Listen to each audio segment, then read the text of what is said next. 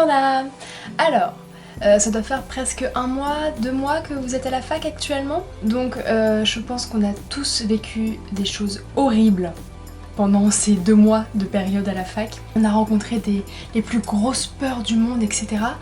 Et maintenant que tout ça est derrière nous, je propose qu'on rigole ensemble de toutes ces choses, tous ces petits trucs qui ont été horripilants quand on les a vécus. Mais qui, quand on en parle 2 mois après, ça devient un peu plus drôle, on peut en parler avec plus d'amusement. Et puis si tu tombes sur cette vidéo alors que tu vas rentrer à la fac, tu sais à quoi t'attendre en allant à l'université, ce grand mot qu'est l'université. Alors pour commencer, tu as sans doute fait tes inscriptions administratives. Alors, une inscription administrative, il faut payer, donc c'est pas en ligne, mais il y a aussi toutes les pièces justificatives, le baccalauréat, la pièce d'identité, etc., etc., etc.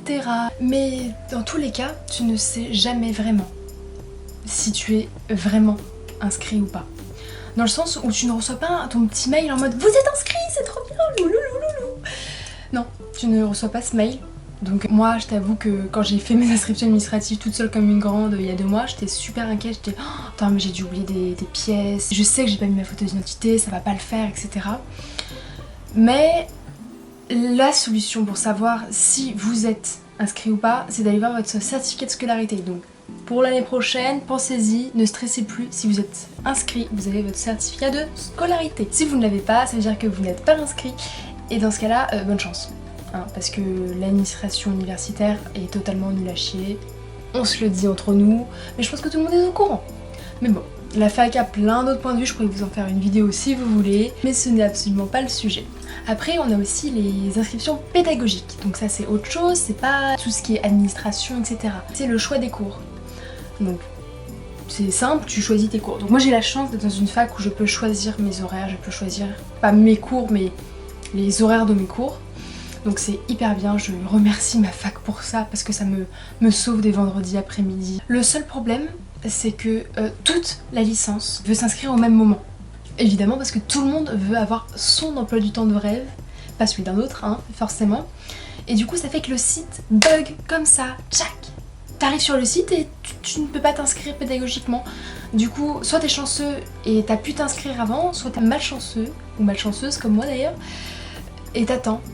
Tu attends, chaque seconde qui passe, chaque minute qui passe, chaque heure parfois qui passe, t'éloigne un peu plus de ton emploi du temps de rêve. Et c'est juste triste, parce que tu te dis que ton emploi du temps, tu l'avais rêvé comme ça, tu voulais avoir tel cours ce matin-là, tel TD cet après-midi-là, ne pas avoir cours le vendredi, le mercredi après-midi tranquille. Non, tu ne pourras pas avoir ça.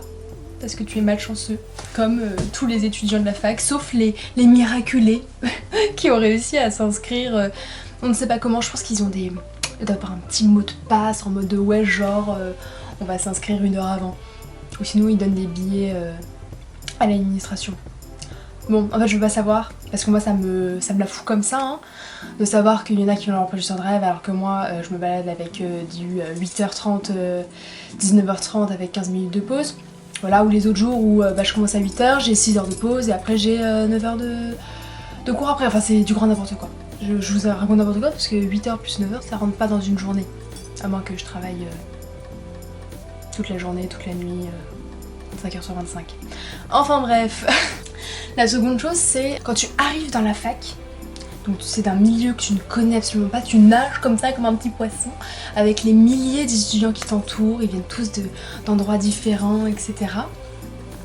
Mais ce qui se passe, c'est que tu n'arrives pas à te retrouver. Moi je sais quand je suis arrivée à la fac l'année dernière, c'était un labyrinthe, mais je voyais pas où étaient les salles, parce qu'en fait je crois ma fac est en U, et j'avais jamais compris, parce que moi je venais d'un lycée où c'était en L, mon collège était en ligne.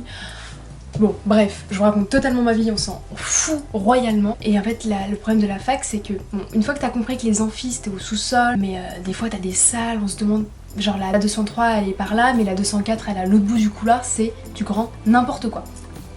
Mais bon, ça passait. Ensuite, je ne te parle même pas des bureaux des professeurs, dans le sens où c'est du grand n'importe quoi, là c'est des couloirs, c'est un labyrinthe, mais vraiment, un jour, peut-être que je vous filmerai cet endroit-là. parce que je ne suis allée genre que 1 ou 2 fois et à chaque fois mais j'étais totalement perdue. Je n'arrivais même pas à retrouver la salle de mon professeur, etc. Mais une horreur. Bon, une fois que t'as compris comment ça marchait, comment ça fonctionnait, etc., ça passe mieux. Aussi quand t'as des amis ça passe mieux aussi parce qu'en général tes amis eux connaissent où tu vas, mais pas toi, c'est un peu triste quand même. Mais bon, ça me passe au-dessus de la tête quoi. Si on parle de personnes physiques qui nous font pas peur à la fac mais qui nous énervent tout simplement. Et donc il y a cet élève en TD qui ne cesse de parler. Mais pas il chuchote, pas il murmure, hein. Il parle comme moi je vous parle actuellement, mais super fort à son voisin, au prof, il croit... Alors ça c'est... Oh, j'ai eu une élève comme ça l'année dernière dans mon TD, je prie pour ne pas l'avoir cette année, ou au semestre prochain, qui prenait le professeur pour son pote. J'étais... ouais, alors je t'explique. T'as 30 élèves derrière toi qui veulent juste écouter le cours, comprendre le cours, pouvoir l'intégrer et le donner au partiel. Mais toi, tu te donnais l'autorisation de parler à ton voisin, à la copine, à la personne à l'autre bout de la classe. Non, tu ne coupes pas la parole du prof aussi. Quand le professeur interroge quelqu'un d'autre, tu lui laisses le temps de réfléchir, de répondre pour qu'il puisse parler. Parce que la communication, c'est ça qui est le plus important, pas seulement dans la vie de couple, mais dans toutes les vies de la terre entière, de la fac, les amitiés, la famille, tout. Même les inconnus, c'est important la communication. Enfin bref, donc cette personne-là était insupportable parce que moi je sais que je voulais parler, mais je n'osais pas. Parce qu'elle elle se trouvait plus forte que les autres, elle se trouvait supérieure et j'étais bah... Peut-être que ma réponse elle est pas si bonne que ça finalement. Mais bon, ça, passons. Encore, même pas que à la fac, je pense que ça existe aussi au lycée, au collège, voire au primaire, mais ça, bref. Mais la deuxième personne qui est insupportable à la fac, et ça on ne peut la trouver qu'à la fac, c'est le prof de CM qui, pour demander le silence, tape sur son micro, comme ça. Et donc je ne vous le fais pas parce que c'est un bruit horrible. Quand tu as 2 heures de CM avec lui et qu'il fait ça toutes les 5 minutes, tu as juste qu'une seule envie, c'est de lui donner une claque. Mais bon. Nous avons un minimum de respect, de savoir-vivre, donc nous ne le faisons pas. Ce prof-là, il peut avoir un cours passionnant, etc. Mais je ne l'aimerais jamais. Parce qu'il tape sur son micro pour demander le silence. Et ça m'horripile, parce que c'est un bruit infernal dans les oreilles. T'essaies de prendre ton cours et là, tac, tac, tac, tac, tac, tac. Ça te fait ça te bousille les tympans, ça t'énerve et t'arrives plus à prendre le cours. Alors, monsieur, madame, les professeurs, arrêtez de faire ça. Vous dérangez tous les élèves, donc d'accord, effectivement, il y en a qui parlent. Mais... faites autre chose, demandez le silence autrement, virez-les du cours, faites ce que vous voulez. Hein. J'ai l'impression de passer pour une horrible harpie, une vraie connasse. Moi je le ressens comme ça, je veux juste prendre mon cours et qu'il y ait le silence. Et enfin, la dernière chose, donc c'est la chose la plus subtile, je pense que je suis la seule à avoir peur de ça. Mais vraiment la seule. Ah, quoique, si je vous le dis, vous aurez peut-être peur aussi. C'est les projecteurs. Alors... oui, dit comme ça, on ne dirait pas que ça fait super peur, hein.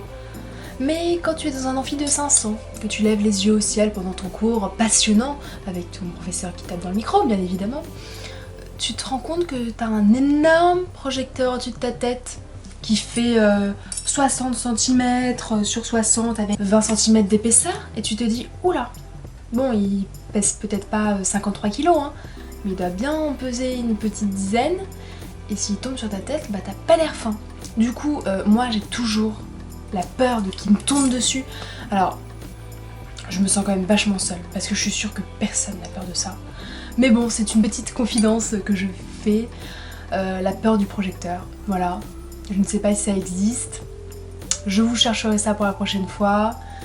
Ou je le mettrai en description si je trouve la peur des projecteurs. Je me sens quand même hyper triste de dire ça. Enfin bref. Bon, si la vidéo vous a plu, n'hésitez pas à liker. Si vous avez d'autres idées, mettez un commentaire. Si la chaîne vous plaît, n'hésitez pas à vous abonner. Et pendant ce temps-là, je vous fais plein de gros bisous et surtout prenez grand soin de vous.